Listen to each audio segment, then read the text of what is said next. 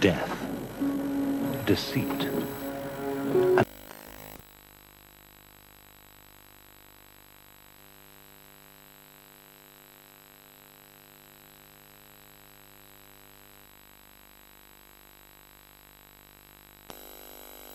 So, leave the stage with me. Let's go. Thank you very much.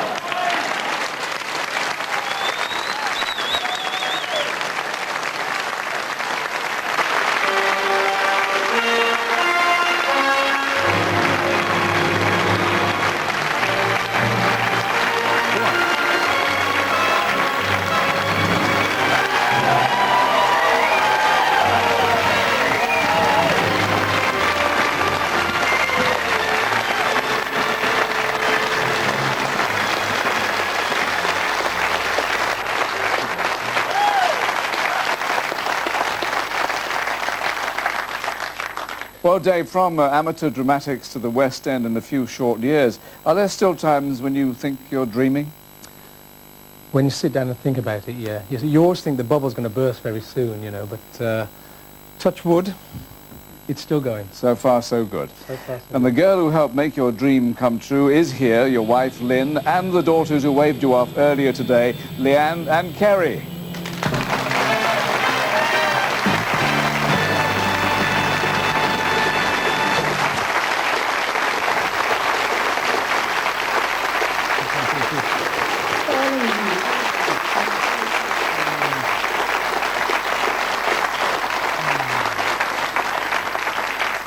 Now, Lynn, that day when Dave told you he wanted to quit the safe job, regular salary and company car for the hazards of show business, how did you react apart from packing your bags? Well, we just decided together that we could pay the mortgage still and feed the Didn't have to children. send the kids down the mines. That was okay. And it was all worth it in the end. Well, that is certainly the view of the world's most successful living composer of stage musicals. Only aspects of love prevent him from being here, Andrew Lloyd Webber. Hi David, I'm really sorry I can't be with you tonight. I'm on my honeymoon, so this has to be sort of taken as a little token instead. David, I'd love to take this opportunity to say thank you for everything you've done with the Phantom of the Opera. You had the most difficult situation really, because it's a tough act to follow when you've got somebody like Michael Crawford, but follow it you really did. In fact, you have made the piece hugely your own, and I think you are now truly established as one of our major musical theatre stars. So all the best from me, and I hope you have a wonderful evening.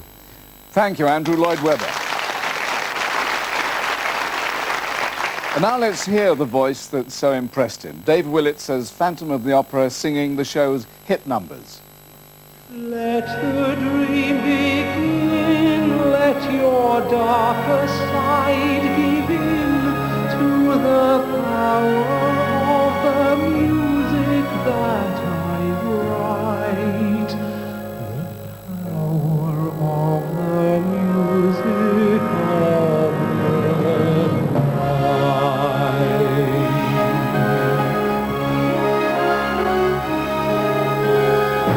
Turn from me to glance behind. The Phantom of the Opera is there inside your mind.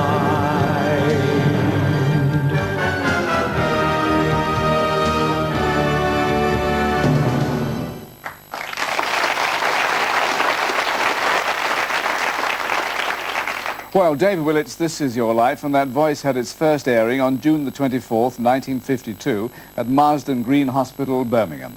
You were the second child of a car worker. That's you with your big sister. Your mother played piano, and you joined in the sing-songs at the family home at number 9 Fenton Road, Birmingham. Your dad made his own special contribution, right, Walter? That's right. I was a virtuoso on the common tissue paper. Lovely. And your mother, Madge, also added to the music, right, Madge? Yes, and I played the piano. And you sang duets with your sister, Linda. Shall I start? You better, you've got to remind me of the words. Okay. This is the moment I've waited for. Now that we are one, clouds won't hide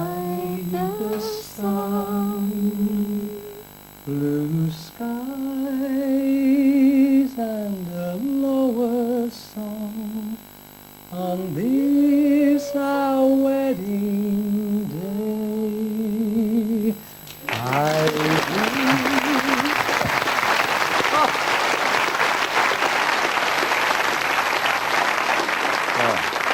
Dave Willis, this is your life. You can't follow that, can you, really? And he's been working all night as well. Well done. That was lovely. Thank you both. Now, Madge, when Dave was 10, you bought him a guitar, didn't you? Yes, it cost £9, and he got some songs together, but he couldn't read a note of music, Still can't. and he still can't. Still can't. That's right. Nothing changes, does it, really? I still can't play the guitar either. Well, in fact, you were more interested in soccer when you went to Sheldon Heath Comprehensive School. You were good enough to be offered a trial with West Brom. But when you leave school, you take up a 5-year technical apprenticeship with Girling brake manufacturers. You start training at the firm's factory in South Wales. You're in digs with other apprentices from Birmingham and head home for the weekend. Singing I will if you will, so will I. Singing I will if you will. I will if you will. I will if you will, so will I. Hey! Hi Dave, Clive here. Do you remember those Friday night coach trips from South Wales? You'd be getting up and getting everyone on the bus to sing along with us. Mind you, we'd had an advantage. We'd stopped off at the cider hall, the newfound house, before we got on the bus. I would have been proud of you, Dave, and so are we. So we'll have one more song before we get home. Daisy,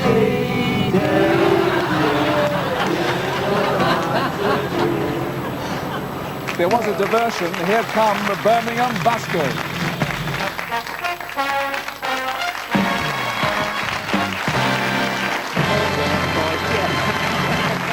Oh, mate, how are you? Hi, how are you doing? Good to see you.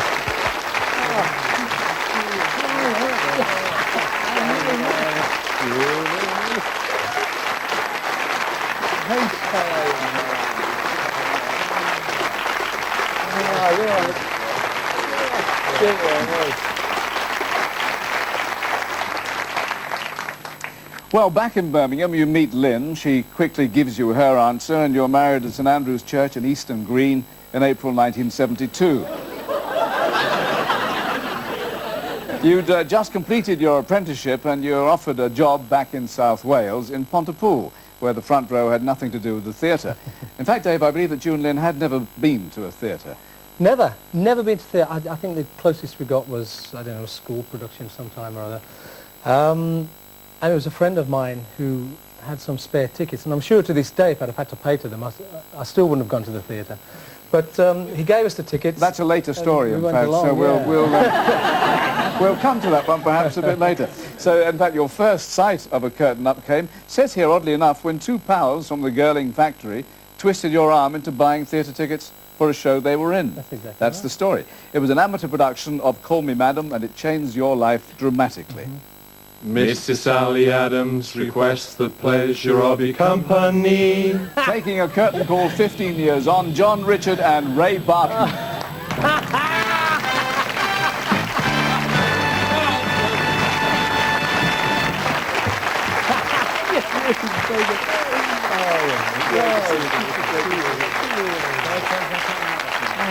Take it off. Now, John, what prompted you to persuade Dave to buy the tickets? Well, we really thought the show was going to be terrible. And so basically we pressured everybody we knew into buying some, into getting tickets to get some bums on seats. But the most important thing was we had a hell of a lot of laughs. Oh, didn't we? Even if the audience didn't. Thank you, John and Ray. Don't call us. Thank you.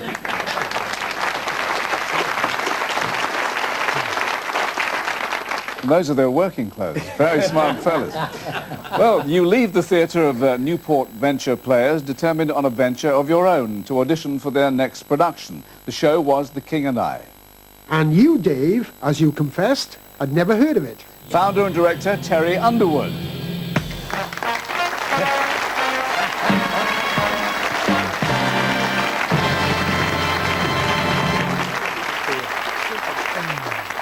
So, Terry, you went ahead with the audition. Yes, I told Dave to go away and learn a couple of songs from the King and I, which he did. And he sang, well, beautifully. I can only explain it in, well, he moved me to tears. Dave, you were brilliant, absolutely magnificent. You got the second lead in our production. That was your very first show. And you went on, you did about 6 or 7 years with us, playing the lead. Kips, everything else, you did the lot, you know, for our society. But I'm very glad that at least I gave him the first part, his very first part. Thank you very much, Terry Underwood. Well, after 10 happy years in Wales, you're offered a major part back in the Midlands in engineering management, and you join the local amateur group in Leamington Spa. You run the whole gamut of leading roles in musicals, and a turning point on your route to professional stardom comes at the Priory Theatre in Kenilworth. Musical director Alison Bidder there invites Coventry Evening Telegraph theatre critic Peter McGarry to see you in a production. His rave review results in the director of Coventry's famous Belgrade Theatre, Bob Hamlin, offering you your first ever professional role. Chatting to one of the stars of the show, you mentioned that it's your first professional booking. I just couldn't believe that at the age of over 30 you'd given up a good job and a company car to turn pro. I thought you were quite potty. And that worried lady is none other than Liz Fraser.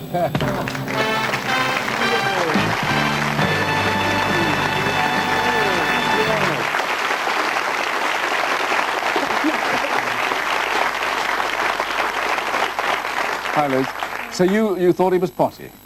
Well, I really did. I mean, ours is such a precarious profession. And there was Lynn becoming a childminder. And there was Dave playing a policeman among all the other parts with about 5 lines. And then when I saw him in Phantom of the Opera, I mean, I was just so overwhelmed. I thought he was so fabulous. And I cried to think that I'd been there on the very first few lines that Dave ever said on the professional stage. That's true. Thanks, Liz. Thank you, Liz Fraser. But Lynn, not long after Dave went professional, it looked as though Liz Fraser might have been right first time.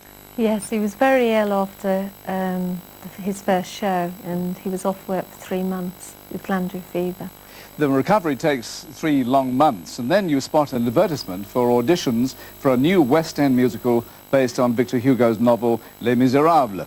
You were one of scores of hopefuls at that audition, but you get a small part in the show that becomes the West End musical hit of 1985. And just a year later, you take over the leading role. If I die, let me die. Let him live. Bring him home. Bring him home. Bring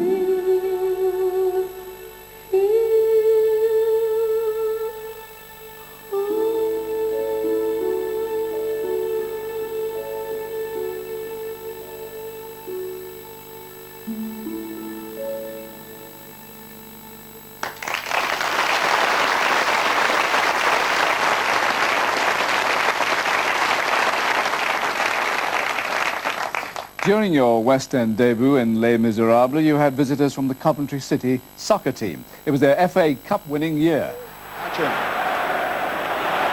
remains a very, very good FA Cup final. And Hatchin! What a magnificent goal! Well, if you hadn't played the Belgrade Theatre, you'd have loved to have played for Coventry City. We joined them in training. Here's goalkeeper Steve Ogrizovic. Hello, Dave. I hope you're having a great night in London, and regards from us all at Coventry City Football Club. Hello, Dave. Well, you're all set to achieve your boyhood ambition and play for Coventry City at Highfield Road in a testimonial match for Cup-winning manager John Sillett. That'll be at the end of the season, but just to make you feel at home, I've been giving the lads some special tactical training.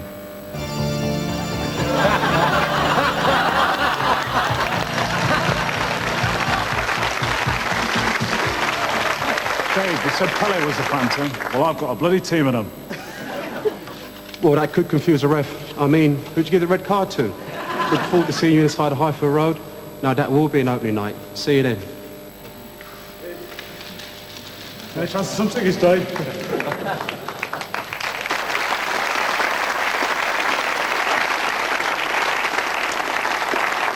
Well, thanks there to the Phantoms of Coventry City. But Dave, as we saw earlier, your home is still in the Midlands, where Kenilworth's Amateur Priory Theatre remains close to your heart. Only last year you staged a fundraising concert. Underneath the arches, we dream our dreams away.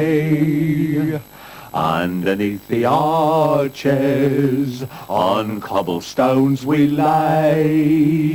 Flanagan and Allen, alias Geoffrey Holland and Don McLean.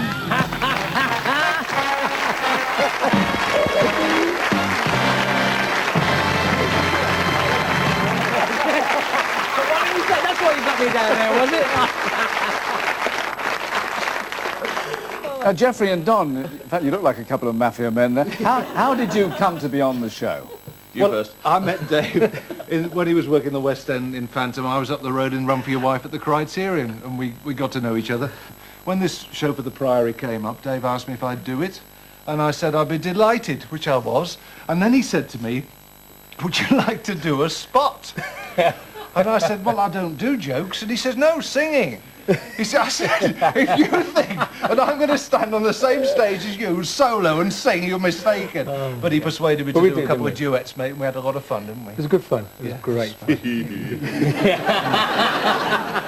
Well, I've got to sit down for this. I don't know what he's going to say.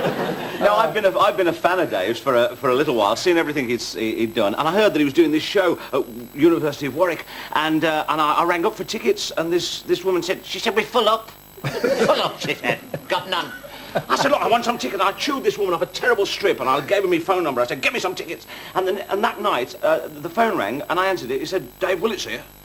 I said, what? Dave Willett's the Pavarotti of Spon End? He said the very same. He said, I'm doing this show called Dave Willett's and Friends. He says, and I ain't got me friends, he said. I only had him because he's the only one people could understand in Birmingham. Well, not only were you two in it, of course, but so was an international star you appeared with in the West End. She's in America tonight, but she sends you this message, Petula Clark.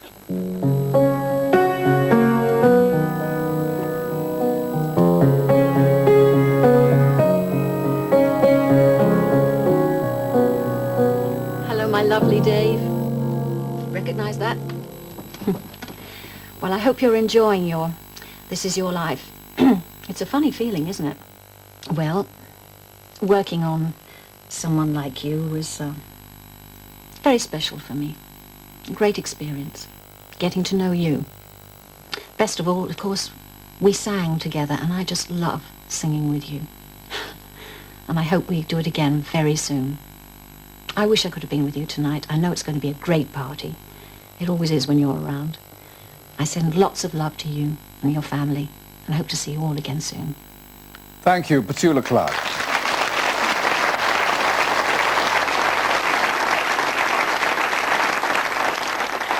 Well, in the past year, there's been non-stop knocking on your dressing room door, West End professionals calling with their congratulations. Among them, someone who's just walked through our front door, straight from the West End stage, Julia Mackenzie.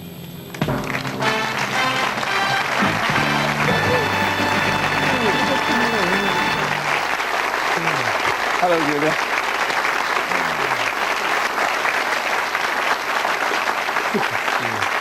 Now, Julia, speaking for your fellow professionals, what makes Dave so special?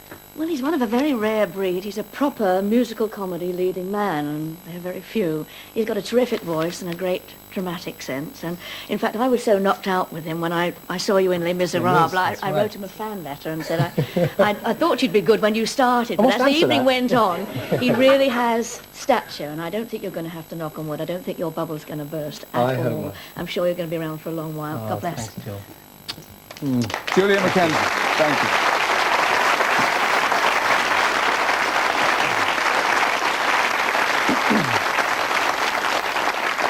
Now, a final musical memory of those days in Warwickshire, when you weren't appearing on the amateur stage and long before your West End dreams, your greatest pleasure was performing as a Midlands dance band singer.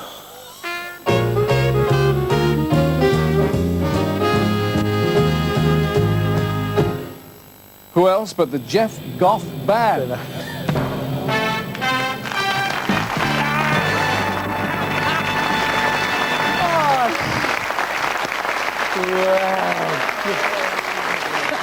I don't believe this. John, how are you, mate? Hey, Jeffrey, you're all right, mate. You must have known about this. Now, Jeff, that is a favourite song of Dave's, isn't that right? It certainly is. And You're Nobody Till Somebody Loves You might be a good song for Dave to dedicate to his wife. How about it, Dave? Well, we'll have a go.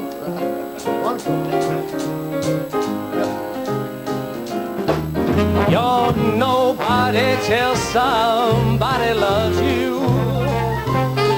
You're nobody till somebody cares. You may be king, you may possess the world and all of its gold, but gold won't bring you happiness when you're growing old. The world is still the same, you're never gonna change it. As sure as the stars shine above, you're nobody till somebody loves you. So find yourself somebody, someone find yourself somebody, find yourself somebody to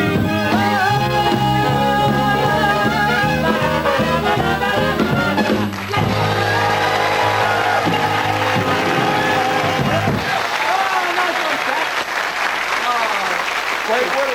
This is your life. Well done. Great stuff.